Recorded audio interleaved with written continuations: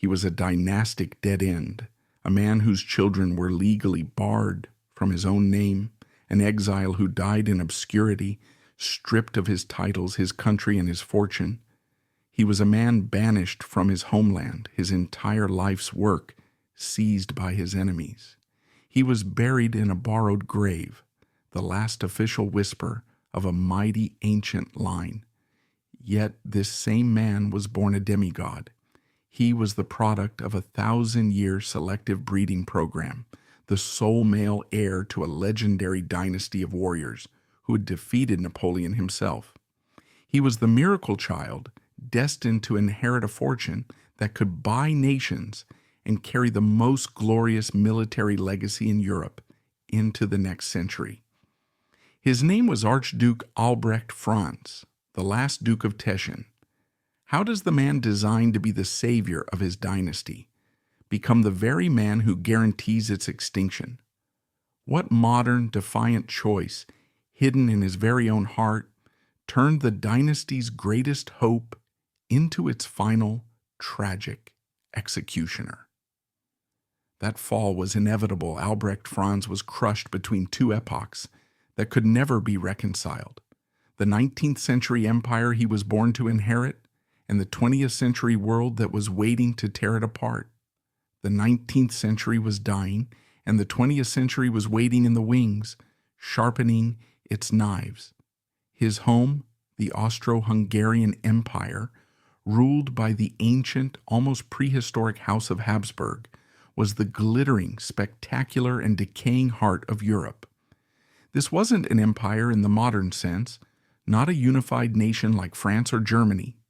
It was a patchwork quilt of an empire, a multinational contraption stitched together from a dozen different nationalities, all of them increasingly unhappy with the arrangement.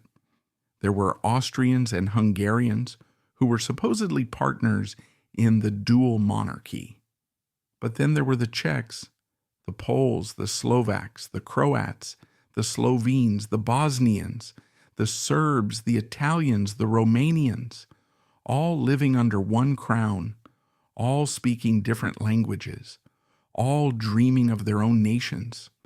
And what held this fragile, creaking, beautiful mess together? For centuries it was one thing and one thing only: loyalty. Blind, religious, absolute loyalty to the man on the throne, the apostolic majesty, the emperor. And by 1897, that emperor was Franz Joseph I.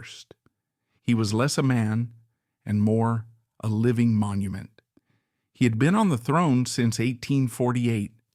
Since the days of revolutions and muskets, he was the patriarch of Europe, a man who represented an ironclad tradition in a world that was screaming for change.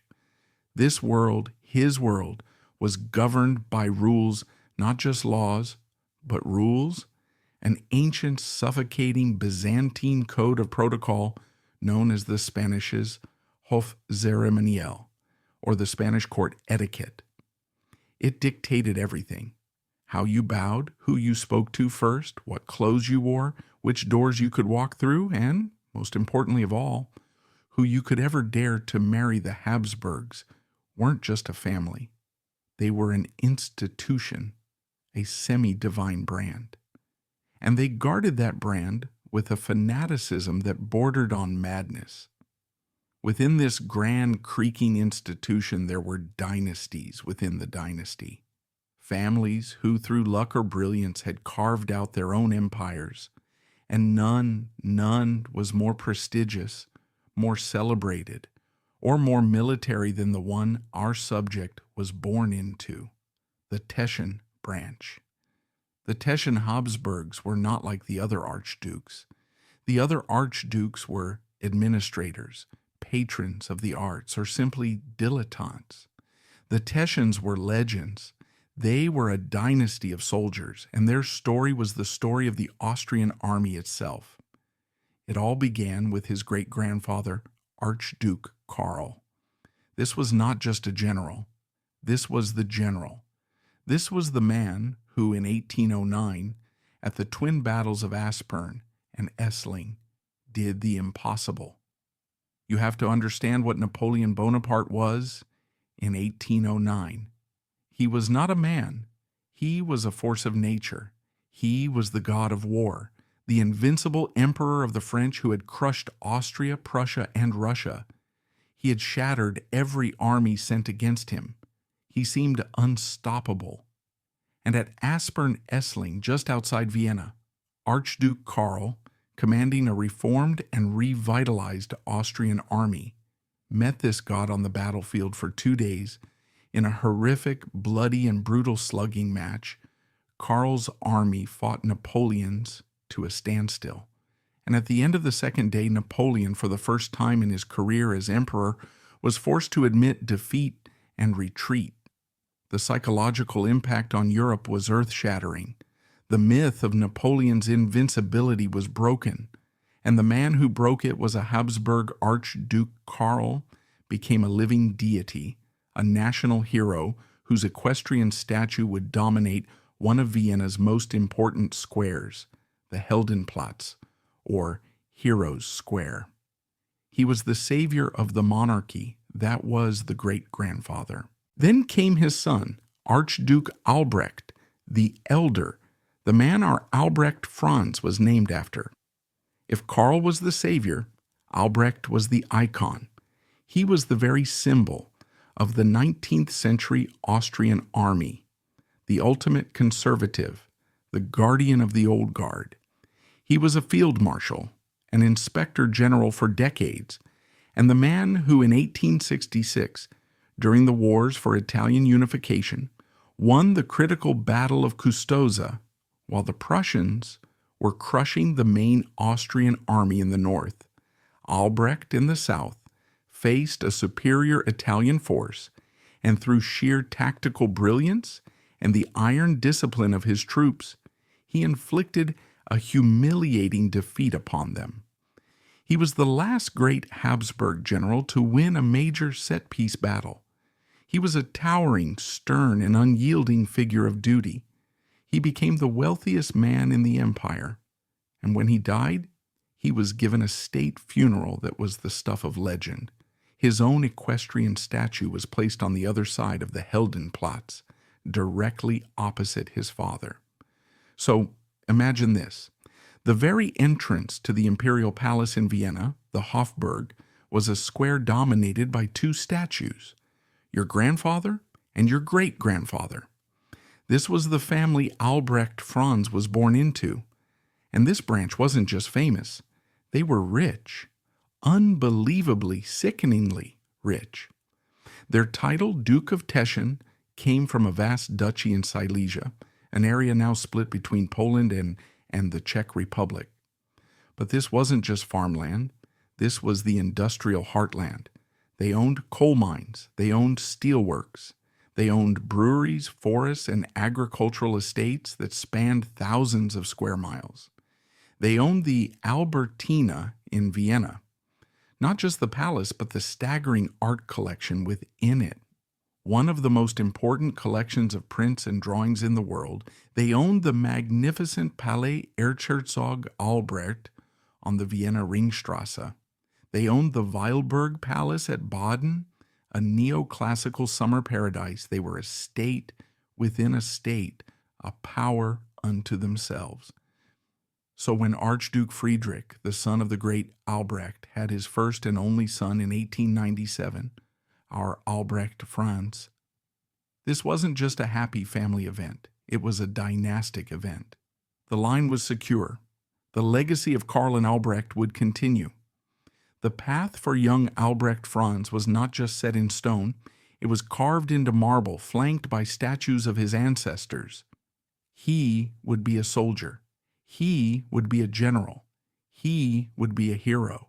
He would command armies, uphold tradition, and guard the Habsburg way. But there was a shadow, a dark, insidious secret that hung over this golden cradle, a threat far more dangerous and far more patient than any foreign army. The Habsburgs had a family motto. It wasn't death before dishonor or for God and country. Their motto was Belligerant Ali, tu, Felix Austria, Noob. Let others wage war. You, happy Austria, marry. For 600 years, this was their strategy. They didn't expand their empire with armies. They expanded it with marriage contracts. They married the heiress of Burgundy and got the Netherlands. They married the heiress of Spain and got Spain, South America, and an empire on which the sun never set. They married the heiress of Bohemia and Hungary, and they got those kingdoms. But after centuries of this, they began to run out of suitable high-ranking Catholic families to marry into. And more importantly, they became pathologically obsessed with keeping this vast accumulation of power, titles, and wealth in the family. And so they began to marry each other. This relentless inbreeding, this dynastic endogamy started as a political strategy and devolved into a genetic catastrophe. Uncles married nieces. First cousins married first cousins. This was not an occasional scandal, it was policy. The most visible sign, the one that became a royal punchline, was the Habsburg jaw. A severe underbite, a protruding lower jaw, and a thick lower lip. A feature so pronounced that many of them couldn't even close their mouths properly. But the jaw was just the cosmetic part. The invisible consequences were far, far worse. The family tree became a minefield of genetic disorders, epilepsy, crippling, debilitating depression that was known as the Habsburg melancholy, gout dropsy, and most critically, most terrifyingly, for a dynasty, infertility. The Spanish branch of the family, the most inbred of all, literally bred itself into extinction. The final king, Charles II of Spain, was a tragic horror show. He was born physically and mentally disabled, his tongue so large he could barely speak, his body so weak he couldn't walk until he was 8. He was the product of so many uncle-niece and cousin-cousin marriages that his inbreeding coefficient was higher than a child born of a brother-sister union. He was sterile. He died childless at 38, and his death, his lack of an heir, plunged all of Europe into the catastrophic war of the Spanish succession. This was the Habsburg legacy. This was the poison in the well. And now, let's go back to our golden cradle in 1897. And this couple, Archduke Friedrich and Princess Isabella, were themselves the products of this ancient, interconnected, and dangerously small Habsburg gene pool. From the second he drew his first breath, Albrecht Franz was trapped. He was a prisoner of his family's glorious past and a walking, talking victim of their diseased blood. He was born into a world that was dying, into a system that was collapsing, and he was expected to be its savior. But the system itself had already poisoned him from the inside out. The rigid, ancient traditions, the intermarriage, the refusal to adapt, the fanatical obsession with pure bloodlines, were designed to preserve the family's power. But in the 20th century, those same traditions were a ticking time bomb. The old guard, his father Friedrich, his grandfather's ghost on the Heldenplatz, they couldn't see it. They were too busy polishing their metals and counting their coal mines. They saw the rise of nationalism in Bohemia and Serbia as a problem of policing. They saw the new ideas of socialism and democracy as a temporary madness. They were living in a 19th century dream, while the 20th century was building tanks and loading machine guns. The empire and this family desperately needed a new wind, a new way of thinking, a mold breaker, to have any chance of survival. And in the most tragic irony of all, Albrecht Franz would become that mold breaker. He would be the one to finally defy the rules. But in doing so, he would fulfill the genetic curse in a way no one, not his stern father or his heroic grandfather, could have ever imagined. His rebellion and his biology were on a collision course, and the wreckage would be the end of his line. Growing up as the heir to the Teschen line must have been an exercise in cognitive dissonance, a daily psychological battle. On one hand, he was surrounded by the evidence of his family's godlike status. He lived in palaces. His name was spoken with reverence, and the very entrance to the imperial capital was a monument to his direct ancestors. The pressure to become them, to be the next link in this unbreakable chain of heroes, must have been suffocating. And the man applying that pressure every single day was his father, Archduke Friedrich. His father was not a distant symbolic figure. He was the living embodiment of the old guard. He was a career soldier, a man who believed in God, the emperor, and the army, and he believed in them in that precise order. He was fabulously wealthy, immensely powerful, and deeply, unshakably conservative. He was the man who, when World War I broke out, would be appointed the supreme commander of the entire Austro-Hungarian army. This was the man Albrecht Franz had to call father. This was the titan whose shadow he lived under. But the pressure was even more specific and, in its way, more terrible. You see, Archduke Friedrich and his wife Isabella had a large family. They had 9 children. And for years, Isabella kept giving birth to daughters one after another. Maria Anna, Maria Henrietta, Gabriella, Isabella, Maria Alice. One can only imagine the rising tide of quiet panic in the palace. A dynasty, especially a military one, requires a male heir. The entire fortune, the title, the legacy, it all hung in the balance. Friedrich had 8 daughters, 8. And then finally, in 1897, a son was born, Albrecht Franz. He wasn't just an heir, he was the only one. He was the miracle child, the boy who had saved the line from extinction. The weight of 8 sisters, a titan father, a heroic grandfather's ghost, and the entire future of the Teschen dynasty was placed on the shoulders of this one. Single boy failure was not an option. He had to be the next great general. He had to be the next great duke. He had to marry a princess and produce the next son. This was not a life. It was a job description handed to him at birth. But Albrecht Franz was different.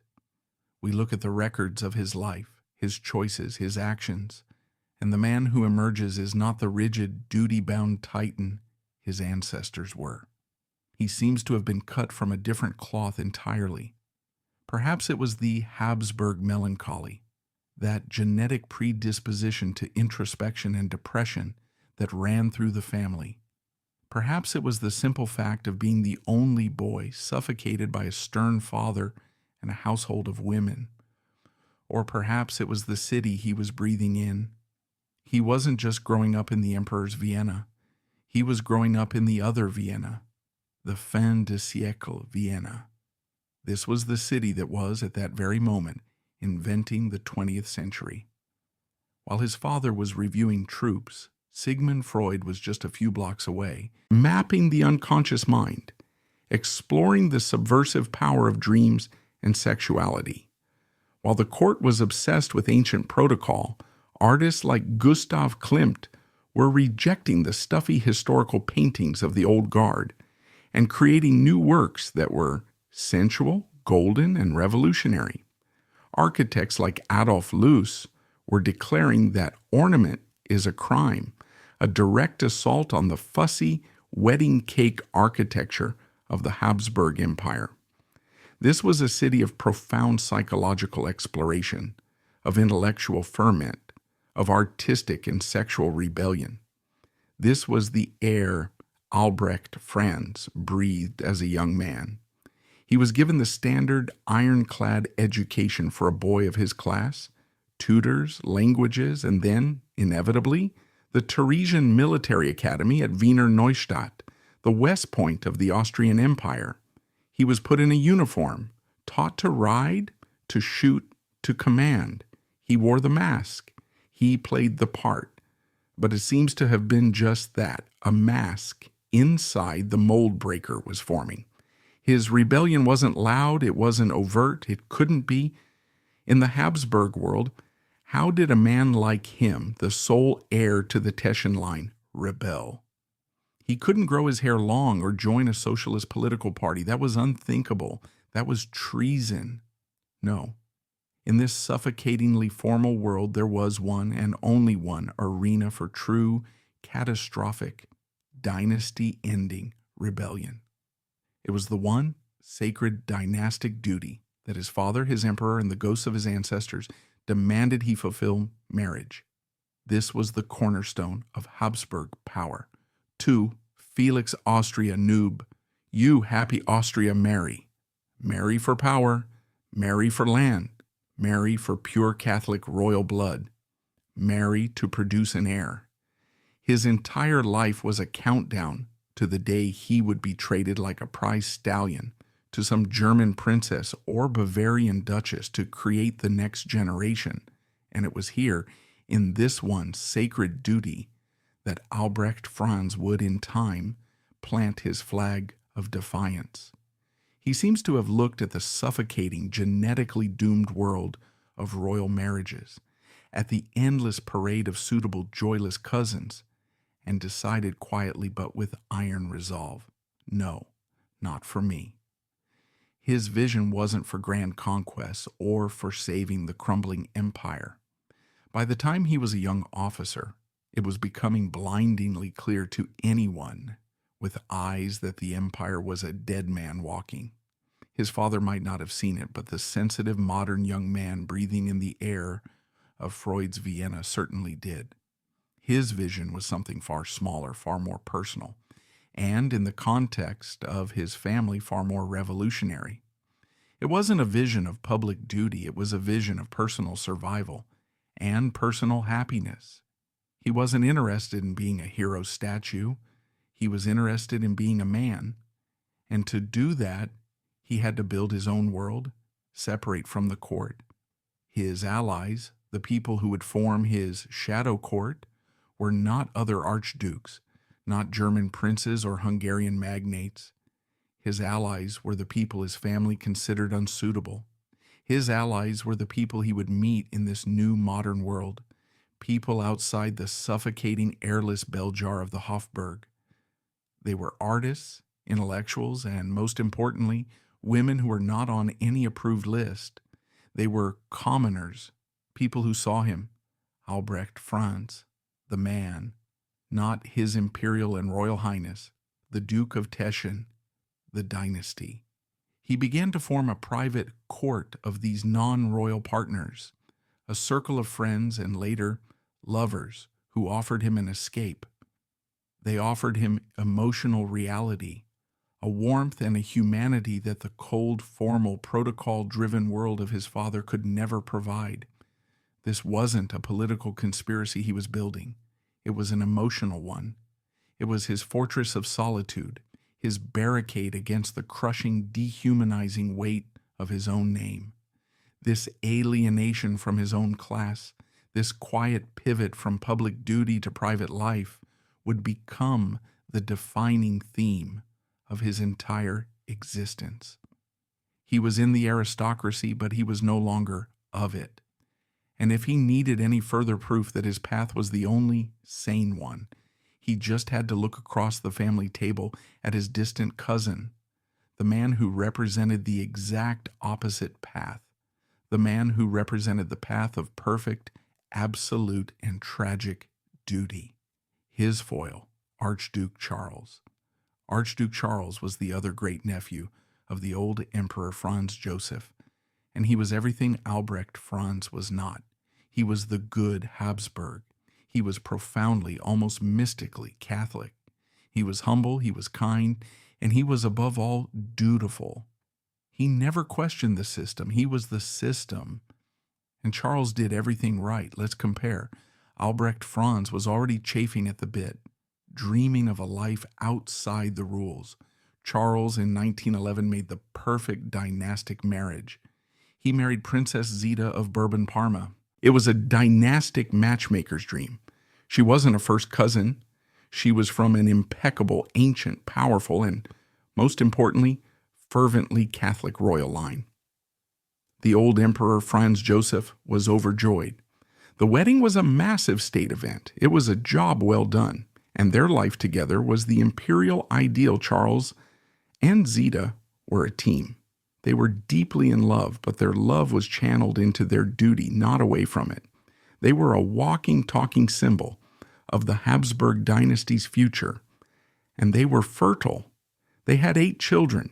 They were producing the next generation of pure-blooded archdukes and archduchesses. This was the path Albrecht Franz was supposed to be on. Then, in 1914, the world exploded. The assassination of Archduke Franz Ferdinand in Sarajevo, another of their cousins, catapulted Charles to the position of heir to the throne. And when the old Emperor Franz Joseph finally died in 1916, in the middle of the apocalypse of World War I, Charles became Emperor Charles I of Austria and King Charles IV of Hungary. Now look at what his perfect rule-following life got him. He inherited a burning building. He became emperor of a multinational empire that was already tearing itself apart at the seams, locked in a catastrophic suicidal war. To his credit, Charles was a good man. He was horrified by the slaughter. He desperately tried to make peace.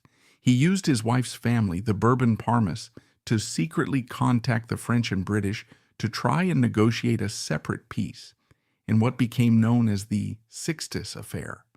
He tried to reform the crumbling empire, promising his restless nationalities autonomy. He failed. His German allies found out about his secret peace talks and were furious, accusing him of treason. His own subjects, starving and radicalized, no longer wanted autonomy. They wanted independence. In 1918, the empire collapsed. It shattered into a dozen pieces, and Charles, the emperor, the man who had followed every single rule, was forced to renounce participation. In state affairs, he never officially abdicated. In his mind, he was still the anointed emperor, but he was forced into exile. But the tragedy doesn't even end there. He couldn't let it go. Duty wouldn't let him. Twice in 1921, he tried to retake his throne in Hungary, believing the people would rise up for him. He failed miserably. The second attempt was a fiasco, and the Allies, tired of him, arrested him and his pregnant wife Zita and exiled them for good. They didn't send him to a comfortable villa in Switzerland. They sent him to the end of the world, the remote, damp Portuguese island of Madeira in the middle of the Atlantic Ocean. He died there just a few months later in 1922. He was 34 years old. He died of pneumonia, which he contracted in the damp, unheated, borrowed house. He died in utter poverty, his children wearing threadbare clothes. His very last words to his wife Zita, as he stared at a crucifix, were, "Thy will be done." He was a martyr. He was a saint to many. But he was a martyr to the very system that Albrecht Franz was trying to escape. Albrecht Franz watched all of this happen. He saw his cousin, the emperor, the man who did everything right, the man who married the perfect princess and had 8 children. He saw him be chewed up, spat out, and destroyed by that same system. He died a 34-year-old pauper on a rock in the ocean. For what? For duty.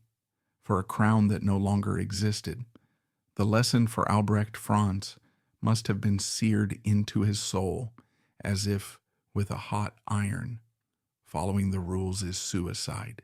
Duty is a death sentence. The glorious legacy is a trap. The dynasty is a ghost story that will kill you. The only path to survival, the only sane choice, was to break free, to be a pragmatist, to save yourself because the empire was gone, and the family was just a collection of ghosts, martyrs, and scattered penniless exiles. He was the mold breaker, forged in the fires of his cousin's tragedy. And as the war ended and the old world was swept away, his moment to act, his great test, had finally arrived. He wouldn't be fighting for a crown. He'd be fighting for his wallet. The lesson that Archduke Charles's tragedy had taught Albrecht Franz was still solidifying in his mind when, on June 28, 1914, the world provided the final bloody exclamation point. A Serbian nationalist named Gavrilo Princip assassinated Archduke Franz Ferdinand, the heir to the empire, and his wife Sophie in Sarajevo. This was the crisis. This was the spark that lit the global funeral pyre. The old men in their palaces, including the 84-year-old Emperor Franz Joseph, saw this as a final test of the empire's honor. They issued an ultimatum, declarations of war were passed around like calling cards, and in a matter of weeks, the entire continent was ablaze. This was the Great War, World War I. And where was the Teschen dynasty, the family of warriors? They were at the absolute catastrophic center of it. This right here was the crisis the old guard could not handle, and the proof was immediate. Albrecht Franz's father, Archduke Friedrich, due to his seniority, his royal blood, and his family's legendary military name, was appointed generalissimus, the supreme commander of the entire Austro-Hungarian army. It was a disaster. It was the ultimate symbol of what was wrong with the empire. Friedrich was a palace general.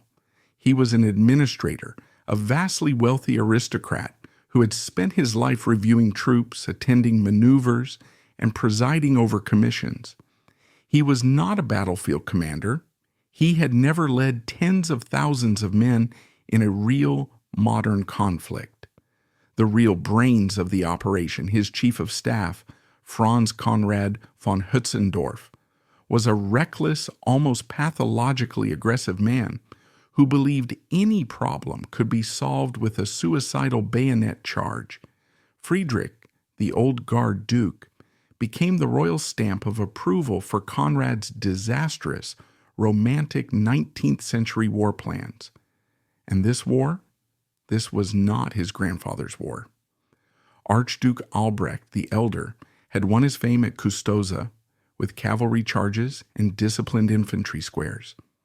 His son Friedrich was now commanding a war of industrial slaughter. This was a war of heavy artillery that could erase a village in an hour. It was a war of machine guns that mowed down men in wet, rhythmic bursts. It was a war of poison gas that blistered the lungs, of barbed wire that trapped men to be torn apart by shrapnel. The Austro-Hungarian army, a multilingual, multi-ethnic force that was barely held together in peacetime, was thrown into this meat grinder, and it disintegrated. In the very first months of the war, Friedrich and Conrad's grand offensive into Serbia was a bloody failure.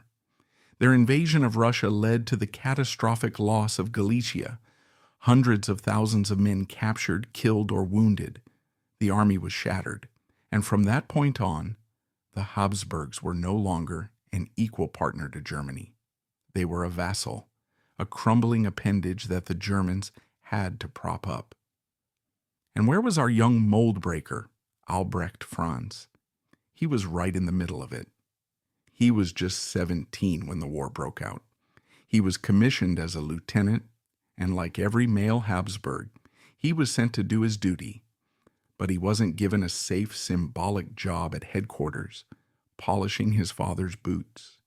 He was sent to the front. He served on the Eastern Front against the Russians. He served on the Italian front in the horrific mountain warfare of the Alps. He served on the German front. He wasn't a strategic genius. He wasn't a hero. He was a small privileged cog in a vast, failing, dying machine.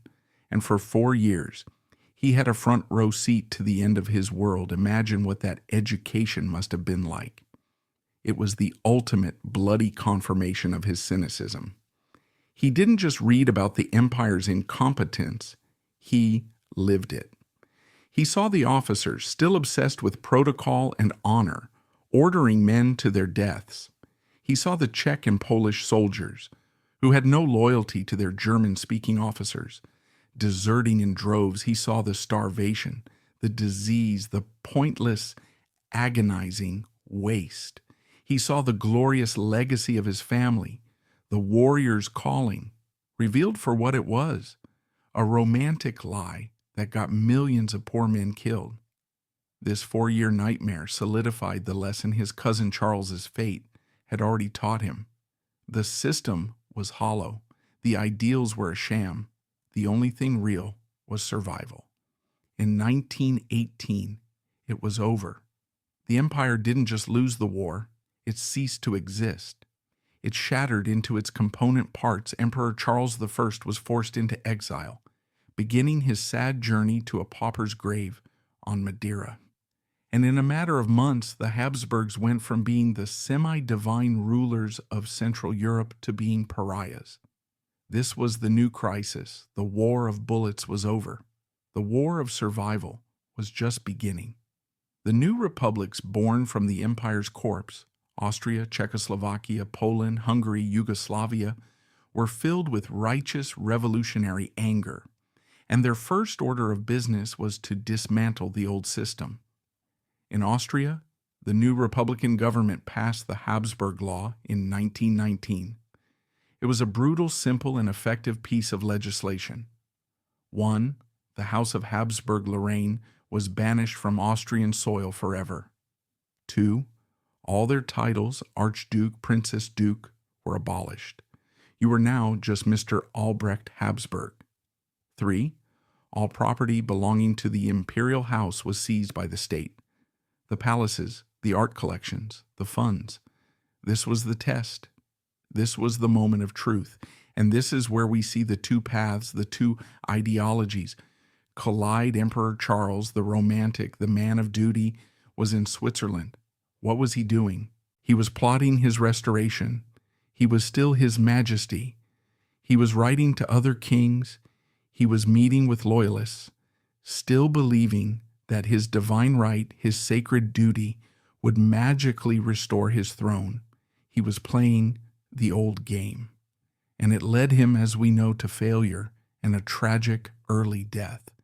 And what was Albrecht Franz doing? He was not plotting a restoration. He was not dreaming of a crown. He was a cold, hard pragmatist. He looked at the new map of Europe and saw what his cousin could not. The game was over, the old game anyway, but a new game was just beginning. The new game wasn't about thrones or armies. It was about lawyers. It wasn't about divine right.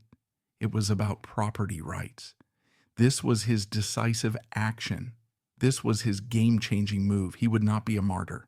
He would be a litigant.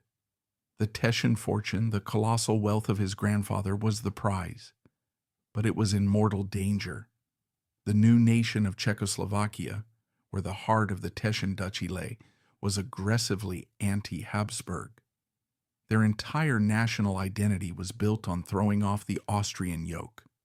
The new government, led by Tomasz Masaryk, initiated sweeping land reforms specifically designed to break up the massive estates of the old German-speaking aristocracy. And Archduke Friedrich, as a Habsburg and the former supreme commander of the enemy army, was public enemy number one. They were going to take everything. The new nation of Poland, which controlled the other part of the duchy, also laid claim to the assets. The new Republic of Austria was seizing Habsburg property. He was facing total financial annihilation from 3 different countries at once.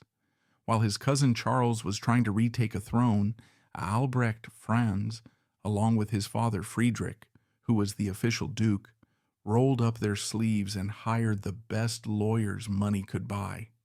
This was their new battlefield, and Albrecht Franz, the modern, cynical 20th century man, was the perfect general for this new kind of war. Their argument was brilliant in its simple corporate pragmatism. They argued that, yes, the Habsburg law allowed Austria to seize imperial property, but the Teschen estates, they claimed, were not imperial property. They were the private property of the Teschen family, held in a legal trust called a fideikommiss that predated the Austro-Hungarian Empire. They were, in modern terms, separating the corporation from the state. They were arguing, you can have the crown, you can't have our assets. For years, through the early 1920s, they fought in the courts of Austria. They fought in the courts of Poland. And most importantly, they fought in the political arena of Czechoslovakia. This wasn't a single battle. It was a grueling, multi-front war of negotiation, of lobbying, of political pressure, of backroom deals. They had to make concessions. They had to sell off some parcels of land. They had to agree to be loyal citizens of the new republics. Friedrich officially retired to his estates in the Hungarian part of their holdings.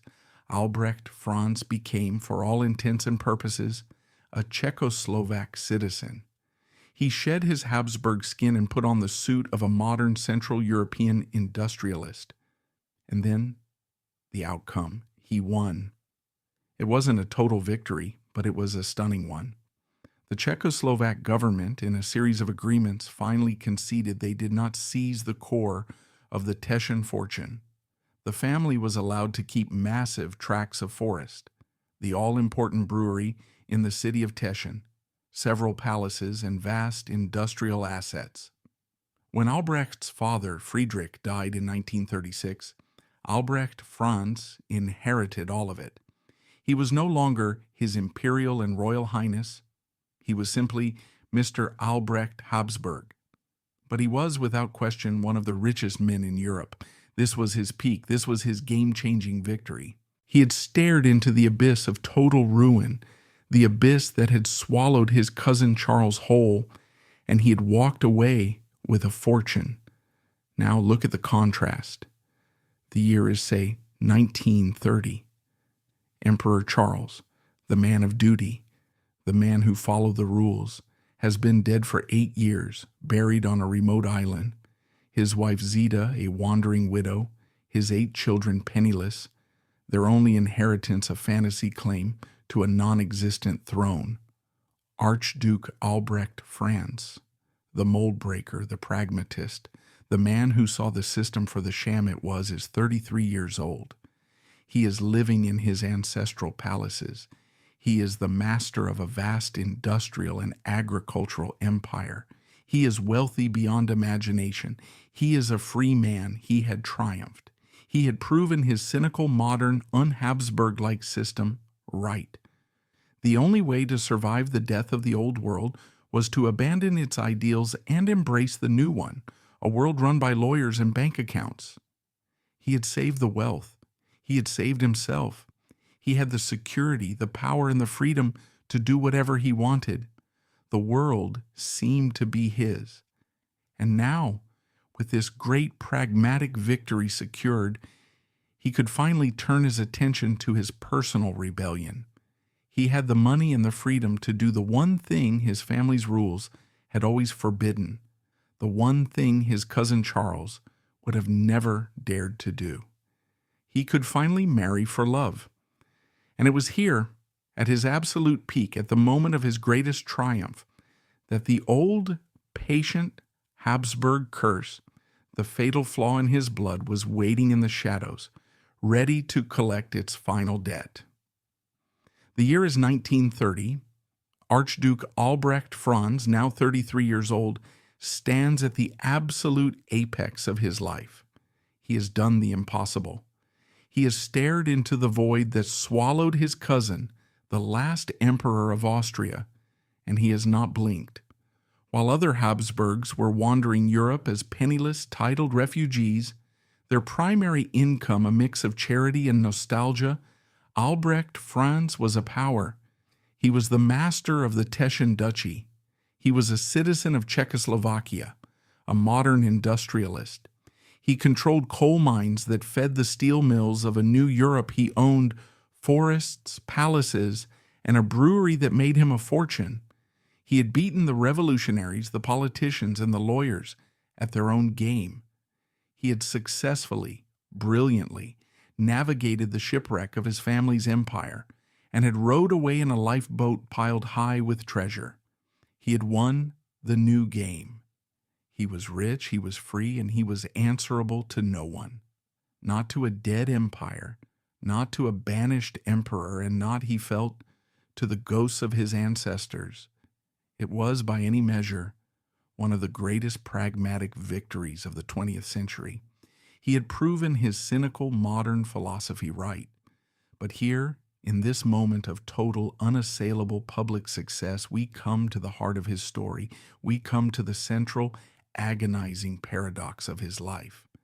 Because Albrecht Franz, the man who could defeat the state, could not defeat his own blood. He had saved the wealth, but he could not save the line.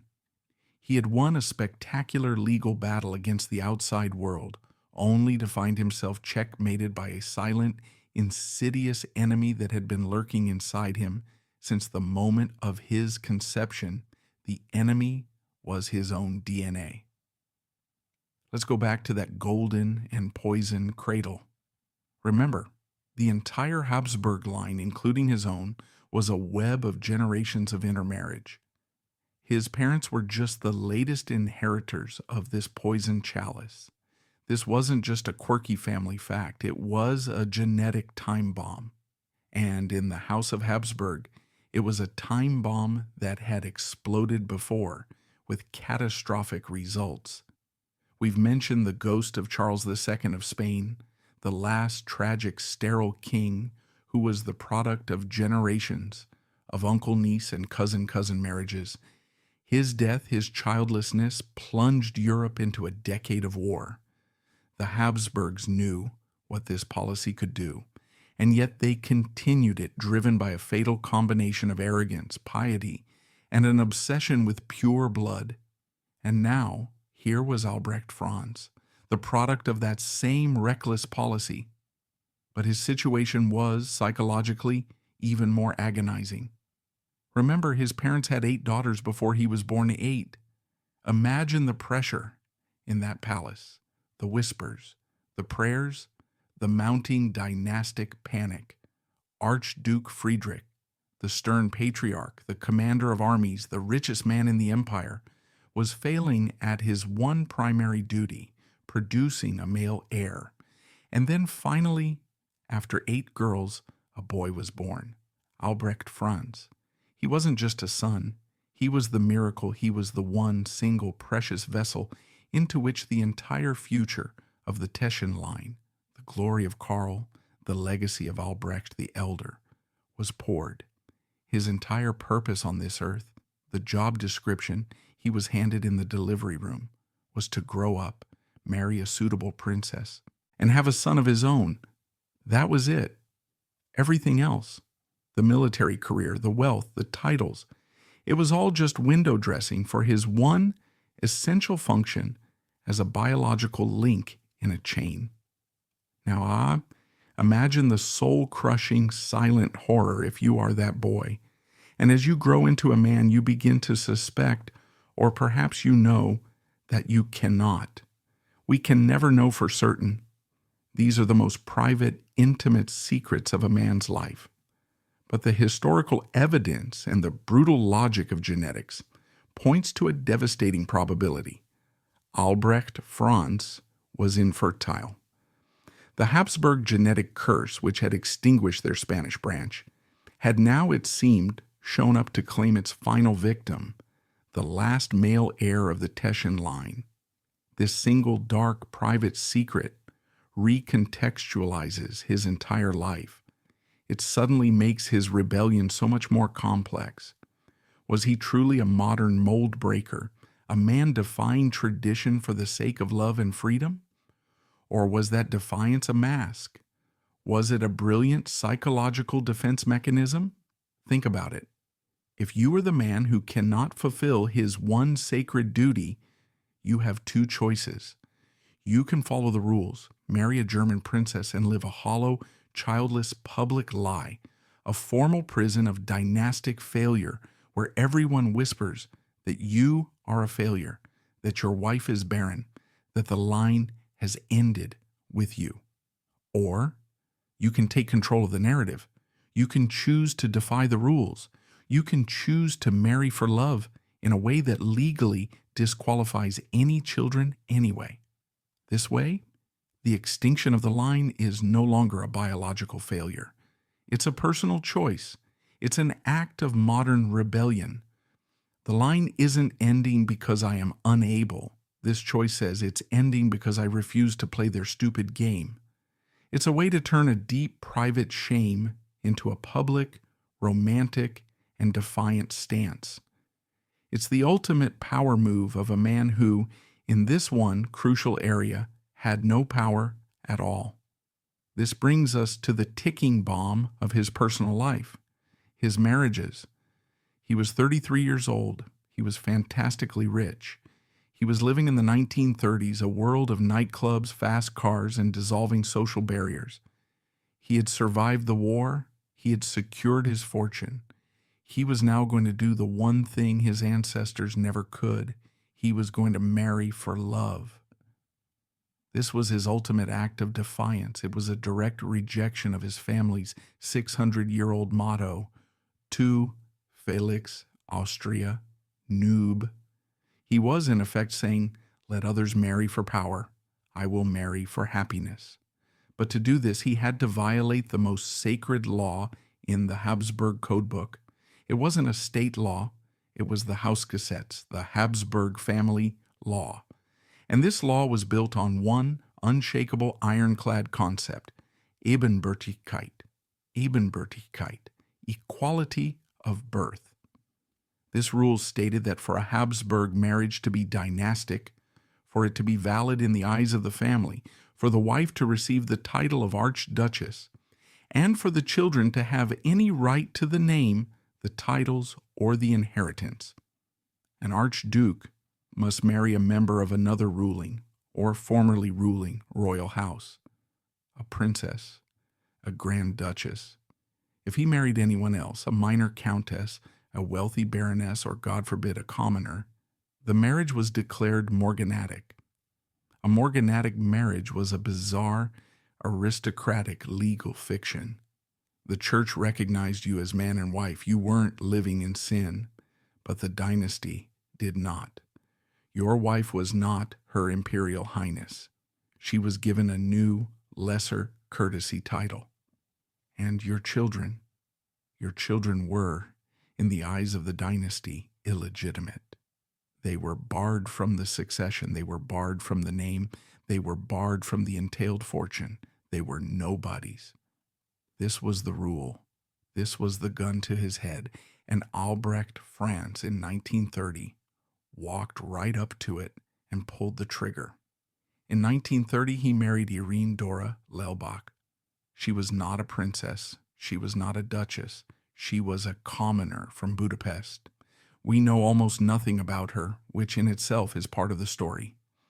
She is a ghost in the historical record, a woman who must have been remarkable to have captured the richest, most eligible, and most rebellious archduke in Europe. This was it. This was his declaration of independence, and you must appreciate the audacity of this. This was 1930.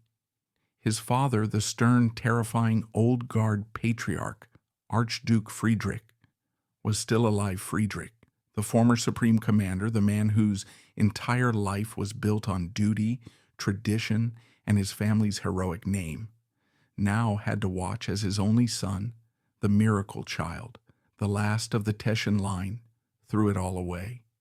He was, in his father's eyes, betraying his blood, his name, and the memory of his heroic ancestors, all for a woman who was a nobody. The scenes in the family palace must have been apoplectic, a firestorm of rage and grief. But Albrecht didn't care. He had his own money. He had his own power. He was a modern man. He married Irene in a small ceremony in Brighton, England, not in a Vienna cathedral. In England, a quiet, modern, almost anonymous wedding. This marriage created the perfect trap. In this scenario, his marriage to Irene is completely reframed. It is no longer an act of dynastic suicide. The dynasty is already dead, its fate sealed by a genetic curse. The rebellion is, in fact, a profound act of personal salvation. If he knows he is the biological end of the line, the last sterile branch on a withered tree, then the crushing weight of his one sacred duty is lifted. He cannot fulfill it. He is, through no fault of his own, a failure in the only way that matters to his ancestors. This knowledge is a private, devastating hell, but it is also, in a dark way, a liberation. If he can't be the link in the chain, he can at least be a man. His choice to marry for love is no longer about defying his father. It's about rescuing himself from a game he has already lost. By publicly and legally choosing a morganatic path, he seizes control of the narrative. His childlessness is no longer a biological failure to be whispered about in cold, empty palaces. It becomes a consequence of his modern romantic and personal choice. He transforms his private shame into a public, defiant stance. He effectively declares, "The line isn't ending because I am unable to continue it. It's ending because I refuse to play your heartless, outdated game." In this light, his marriages are not a tragedy, but a consolation, a desperate search for human warmth, and a partner in a life that he knows is a dynastic dead end. He knows the story ends with him, so he decides that his life, at least, will be his own. Either way, the outcome was the same. No heir. The marriage did not last. Perhaps the pressure was too much. Perhaps the ghost of the dynasty, the unspoken, crushing weight of the childless nursery, was too heavy for a new, modern love to bear. We don't know. But after 7 years, in 1937, they divorced. He was now 40 years old. He was divorced. He was childless. And the world was once again preparing to tear itself apart. In March of 1938, Nazi Germany annexed Austria in the Anschluss. The Habsburgs were once again declared enemies of the state. Their Austrian properties were being seized. The storm clouds were gathering over his safe haven in Czechoslovakia. The world he had so brilliantly navigated in the 1920s was vanishing, just like the imperial world before it. It was in this moment, in this darkening, desperate atmosphere, that Albrecht Franz, the man who was now a king without a kingdom, a duke without a country, and a man without an heir, tried again. He was clearly a man desperate for connection, a man who would not or could not be alone. In 1938, he married again. His bride was Katalin Clara Bocskai de Kosor. She was known as Clara. This was not a retreat. This was a doubling down. Clara was a Hungarian noblewoman from a good family, but she was not ebenbürtig. She was not equal. She was not a princess. This was his second morganatic marriage. He was now 41. The biological clock wasn't just ticking, it was screaming.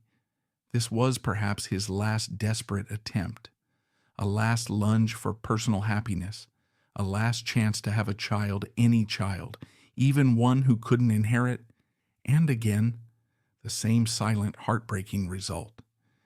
The marriage to Clara produced no children. This right here is the central paradox and the fatal flaw, all woven into one inescapable tragic loop. His dynasty was trapped by its own two sacred yet fundamentally contradictory obsessions.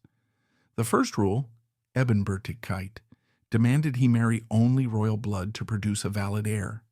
The second rule, a long-standing and disastrous policy of marrying relatives to keep that blood pure, had poisoned the very well it sought to protect. Herein lies the perfect diabolical trap. The relentless application of Rule 2 had likely created a devastating genetic curse, rendering him sterile. This biological reality, in turn, made fulfilling Rule 1 a hollow, impossible charade, as he likely couldn't produce an heir regardless of his wife's status. But it was his modern personal rebellion that slammed the final lock on the cage. By defiantly rejecting Rule 1 and choosing to marry for love, he created an inescapable legal barrier. His morganatic marriages ensured that even if he hadn't been sterile, any child he fathered would be barred from the succession. He was checkmated from all sides. His family's biology likely prevented him from creating a dynastic heir, and his personal choices legally ensured his line would go extinct. The system was perfectly designed to destroy itself, and Albrecht Franz was the man caught in its final grinding gears. He was trapped. He was destroyed by the very system he was born to lead. The dynasty's obsession with blood purity had poisoned the blood. The dynasty's obsession with equal marriage had outlawed love. He was caught between two sets of ancient lethal rules. He had no way out. Follow the rules and die a lonely, childless failure in a cold formal marriage. Break the rules and find a flicker of human warmth while being branded a traitor to your bloodline, and still end up a childless failure. It was a perfect, diabolical, inescapable trap. The slow poison that began in the marriage beds of his ancestors centuries ago was finally finishing its work. The Teschen line was now a biological and a legal dead end. Albrecht Franz was sitting in his magnificent palaces, one of the richest men in Europe, and he was utterly, completely, and dynastically doomed. And just as this profound private human tragedy was reaching its final, quiet, heartbreaking act, the world outside decided to erupt in fire. His private, childless hell was about to collide with the very public hell of World War II and the iron fist of communism. His hollow victory was about to be burned to the ground. As Albrecht Franz was navigating the silent, heartbreaking private hell of his childless existence, a very public, very loud hell was erupting to swallow the world. His life so far had been a masterclass in pragmatic adaptation. He had adapted to the death of an empire. He had adapted to the birth of new republics. He had turned his aristocratic bloodline into a modern corporate fortune. His entire strategy was built on a single core assumption, that the new post-World War I order of democratic capitalist nation-states was permanent. He had built his fortress of wealth on the legal and political foundations of the new Czechoslovakia. This was his hubris.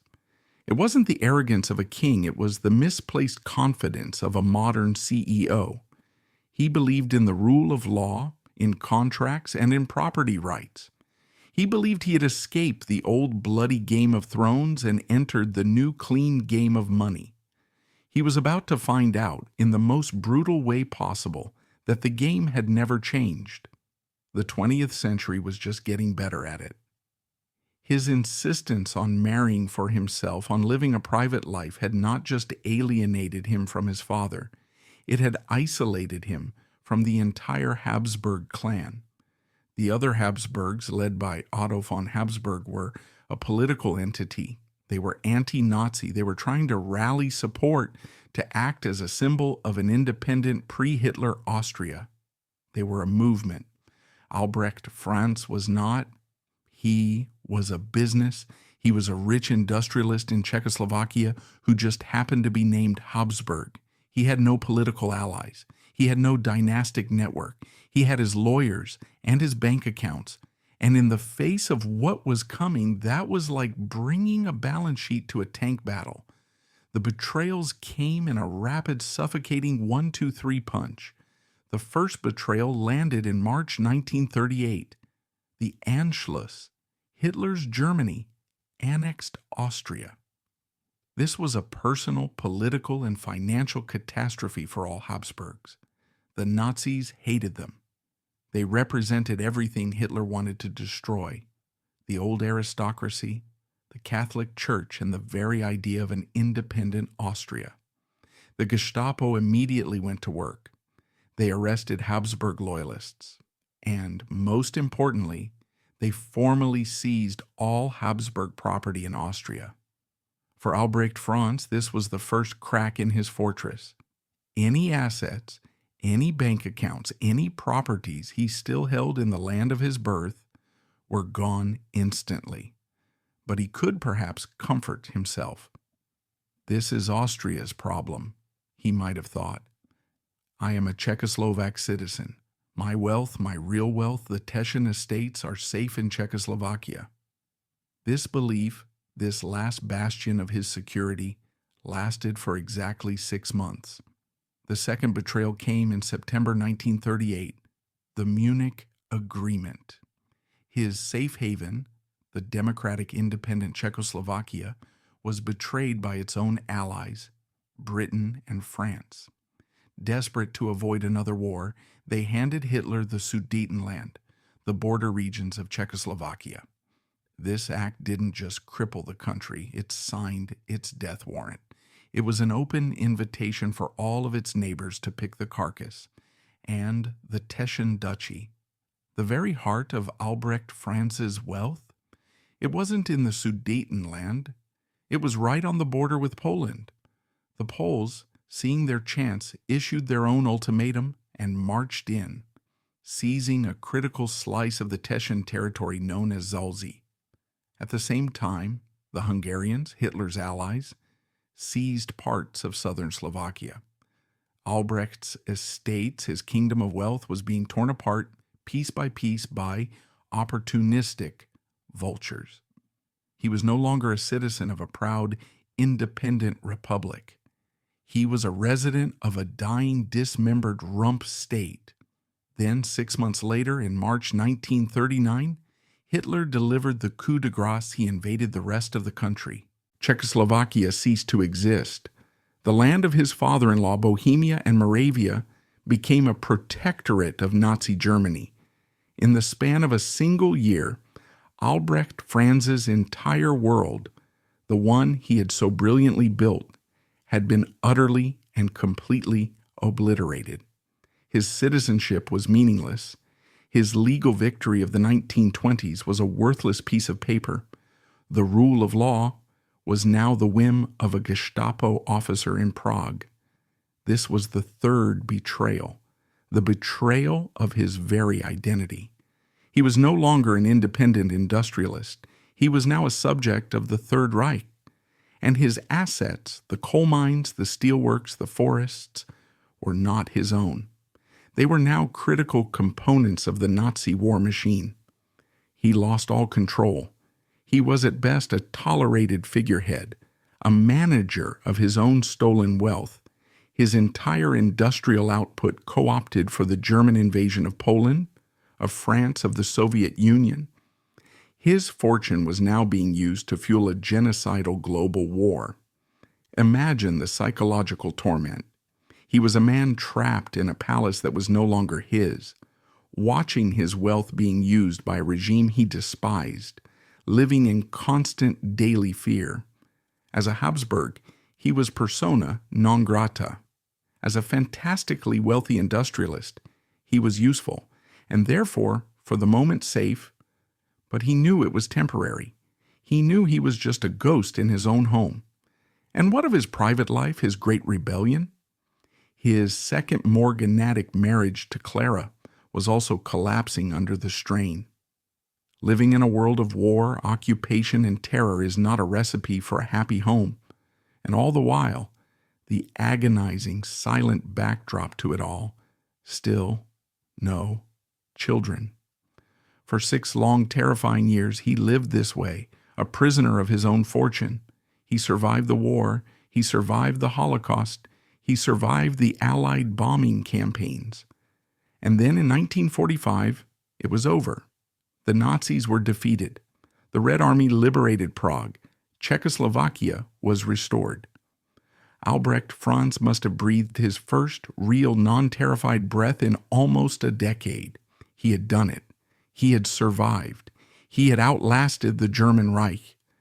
His pragmatic, cynical, survival-at-all-costs strategy had worked. Yes, his lands had been co-opted, but now, with the war over, with the rule of law restored, he could surely go back to court. He could prove he was no Nazi. He was a Habsburg, an enemy of the Nazis. He could reclaim his property. He could rebuild. He had survived his victory in the 1920s. His Pyrrhic victory had held. It was damaged. It was hollowed out, but it had held. He was wrong. This was the final betrayal, the ultimate betrayal, the one that revealed his entire life's work to be a meaningless charade. His liberators were not the Democrats of the 1920s. His liberators were the Soviet Red Army. The restored government of Czechoslovakia, led by Edvard Beneš, was not the same one he had negotiated with. It was a government that had been forged in exile, that was deeply suspicious, and most critically was now heavily influenced and soon to be completely dominated by the Communist Party. And if there was one thing a communist hated more than a Nazi, it was a feudal, aristocratic, land-owning industrialist duke. For the new post-war government, Albrecht Franz wasn't a victim of the Nazis. He was the symbol of the old, rotten feudal system that had led to the war in the first place. He was the ultimate class enemy. This time there were no lawyers. There were no negotiations. There were no backroom deals. The Beneš decrees were issued. These were new laws designed to cleanse the new republic. Their primary goal was to expel the 3 million ethnic Germans from the Sudetenland. But they also had another target: traitors, collaborators, and the old aristocracy. Albrecht Franz was now trapped in a new, even more perfect, inescapable bind. The government claimed that, as an aristocrat, he had collaborated with the Germans. I did not, he could argue. I am a Habsburg. The Nazis seized my Austrian property. They hate me. Ah, the new government would reply, but you were a German. You lived here, under the German protectorate. You didn't flee. You didn't fight. Your factories produced steel for German tanks. You are a collaborator.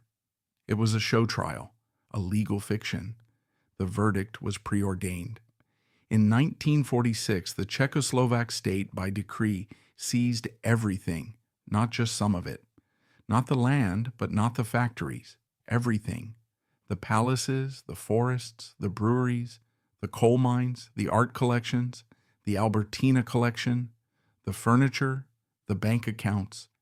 In a single brutal stroke of a communist pen, the entire Teschen fortune, a mountain of wealth built over 600 years, a fortune that had survived Napoleon, that had survived the collapse of an empire, that had survived the legal battles of the 1920s, and that had survived 6 years of Nazi occupation, was gone, wiped off the map. This was the Pyrrhic victory. His great triumph of the 1920s, his victory of saving his wealth, was revealed to be nothing more than a temporary postponement of the inevitable. He hadn't saved his fortune. He had merely babysat it for the next tyrant. The irony is so bitter it burns.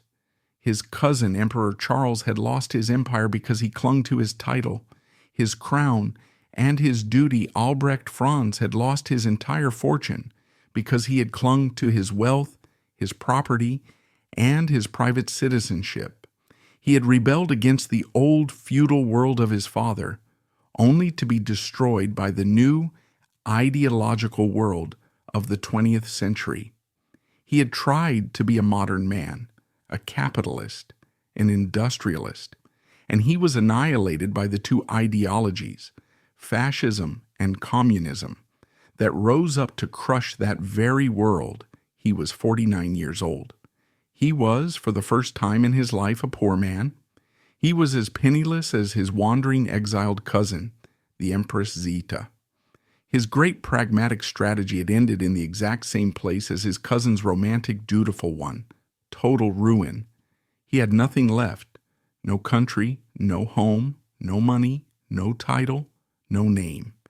And after his second marriage to Clara finally officially ended in divorce in 1951, he had no wife and he had no child.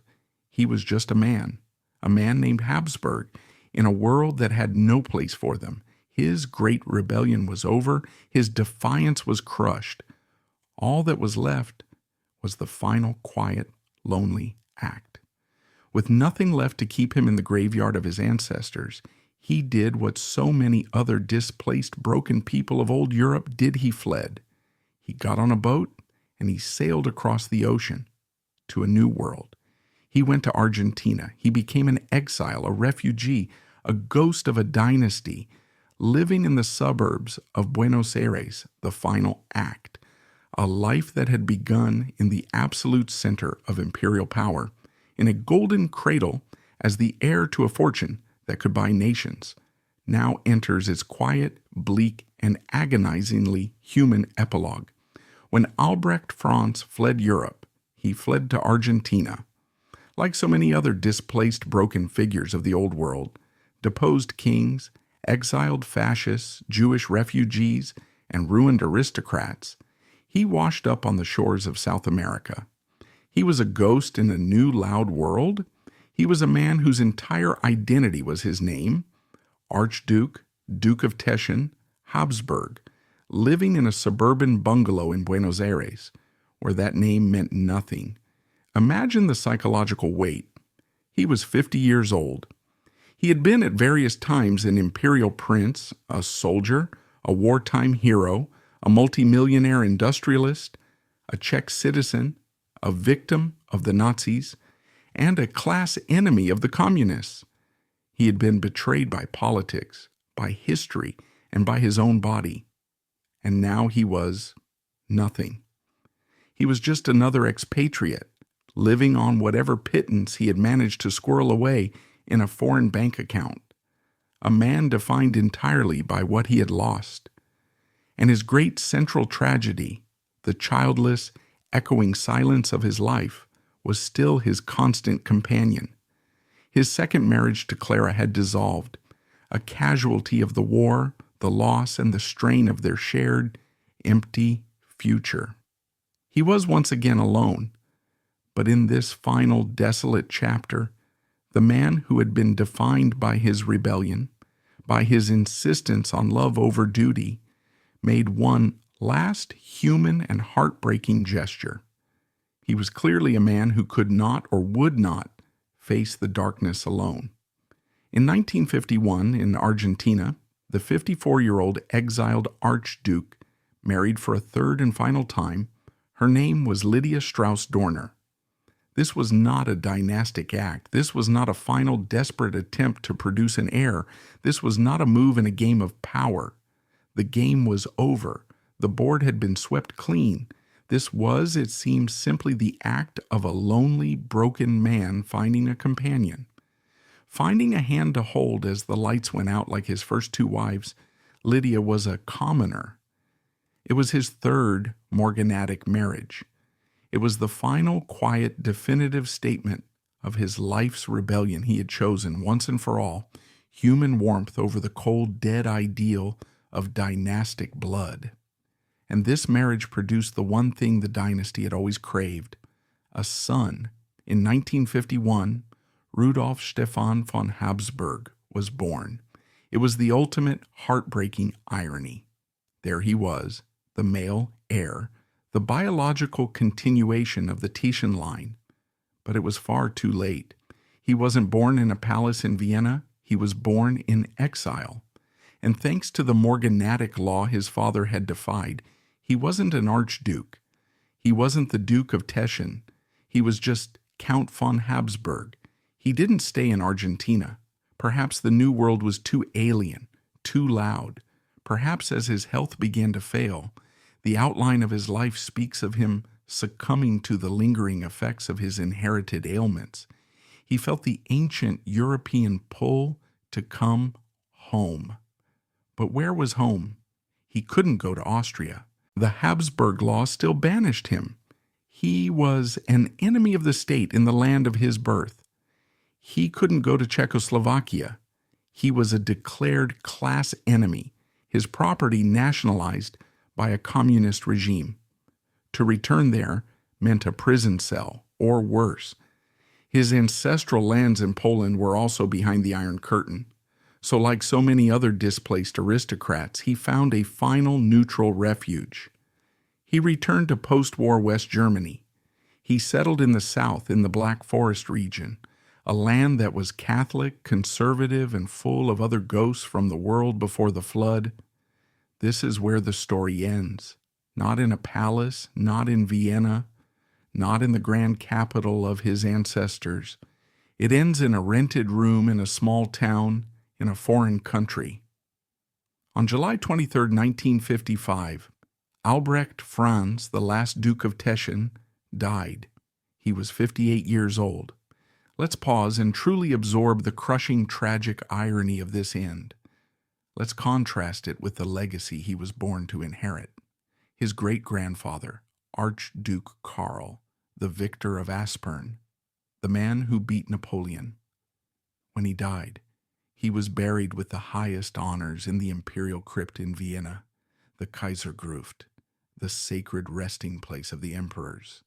He lies there today in a magnificent sarcophagus, surrounded by his imperial family, a permanent bronze and marble monument to his glory.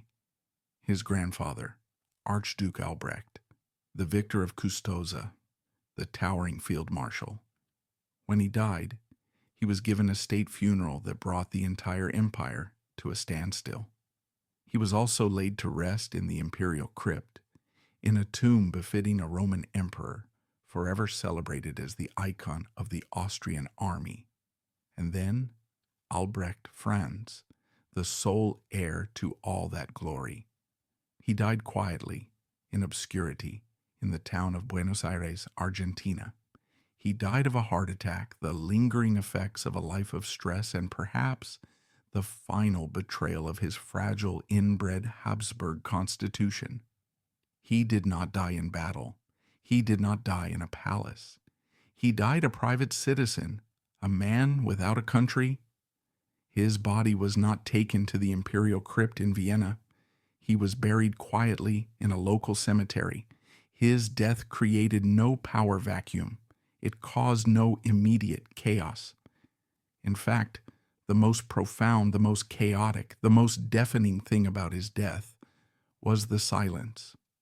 With his last breath, the Teschen branch of the House of Habsburg, the line of Karl and Albrecht, the heroic, legendary warrior line, became extinct. It was over. There was no son. There was no brother. There was no nephew. There was no male cousin. He was the last one. The title Duke of Teschen died with him. The line was finished. There was no one left to even dream of reclaiming the palaces. There was no one left to even file a lawsuit to challenge the communist theft. The entire 600-year story had just stopped. And what of the legacy? What of the successors? The title, now hollow and without a fortune, technically reverted to the head of the entire Habsburg family, Otto von Habsburg. But what did this mean? Otto was a modern man, a politician, a tireless advocate for a united Europe. He was fighting for the future. He was trying to build a new world. Albrecht Franz's dead, childless, morganatic line was a relic of the past. It was a historical dead end, a sad story, a footnote. There was no political capital in memorializing it. The other surviving branches of the family were focused on their own survival, on their own children, on their own claims. The Teschen line, once the proudest and most powerful, was quietly, politely, and completely erased. The true inheritor of the Teschen legacy, the true successor, the Czechoslovak communist state, and later the Czech and Polish republics. This is the final brutal irony. Albrecht Franz's Pyrrhic victory, his brilliant legal fight in the 1920s to save his fortune, was in the end the very thing that sealed his legacy's fate. If he had lost in the 1920s, the fortune would have been broken up, sold off, and scattered to the winds. But because he won, because he kept it all together, he merely preserved it, making it a single rich, consolidated, and perfect prize for the communists to seize all at once in 1946. His true legacy was to act as a curator. He was the man who protected his family's vast wealth through one world war and a depression, only to hand it intact to his mortal enemies. The palaces are now museums. The lands are state property. The art collections are national treasures. His ancestors' great legacy is now the cultural property of the very nations they once ruled. In the end, it wasn't one single thing, but a perfect, three-pronged storm that sealed his fate. It began with an insidious curse from within, the slow-acting poison of the Habsburgs' own arrogance, not just of inbreeding, but of their suffocating ironclad rules designed to protect that pure blood. This legalistic prison, the fanatical obsession with equality of birth, was the dynasty's own self-inflicted, inescapable wound. It was a trap that demanded they choose between a cold dynasty and a warm humanity. This internal doom was then met by a conscious rebellion from within. This rebellion took the form of Albrecht Franz himself, a modern man of the 20th century who looked at the hollow, dying rules of his ancestors and said no. He was a man who chose personal love over the cold, abstract demands of dynastic duty. His defiant morganatic marriages were his cry for freedom, but they also acted as the final legal trap that, when combined with his biology, made the extinction of his line an absolute certainty. This fatal combination of internal decay and personal rebellion was then overwhelmed by the final decisive storm from without, the 20th century itself. It was a century of fire and ideology, a brutal world war that shattered his ancestors' empire, a fascist regime that turned him into a prisoner, and ultimately a communist regime that stole his past, his present, and his future, completing the annihilation. Albrecht Franz was the what-if figure, the man who proved there was no way out.